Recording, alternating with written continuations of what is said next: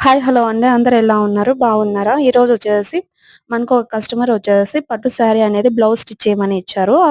దానికొచ్చేసి 2 పక్కల బ్లౌజులు మాదిరిగా వచ్చేసాయి. మనం తొందర పడేసి ఆ పక్క, ఈ పక్క బ్లౌజులనేది కత్తిరిస్తే మనకు శారీ పన్నా అనేది తక్కువొస్తది. మనకేందంటే ఎక్కువగా కొంగు పక్కన వస్తుంది బ్లౌజనేది. కొంగు పక్కన వస్తది. కట్ జరుగు పక్కన వస్తది. అది మనం జాగ్రత్త పడి ముందుగానే కొంచెం ఆలోచన చేసి కత్తిరించుకోవాలి.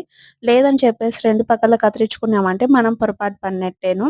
కస్టమర్స్ దగ్గర మనకి కొంచెం వాల్యూ తగ్గుతుంది.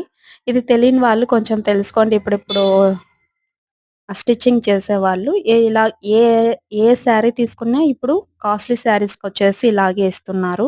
కొంచెం ఆలోచన చేసి కత్తిరియండి. కొందరు ఇళ్లల్లో ఉన్న వాళ్ళు గాని ఏం చేస్తారంటే గనక 2 పక్కల బ్లౌజ్ తీసేసి 2 పక్కల నాకు బ్లౌజొచ్చింది. నేను అందుకే తీసేసానని చెప్పేసి మనకి మనం మన టైలరింగ్ వాళ్ళ దగ్గరకొస్తున్నారు స్టిచ్చింగ్ చేపించుకోవడానికి.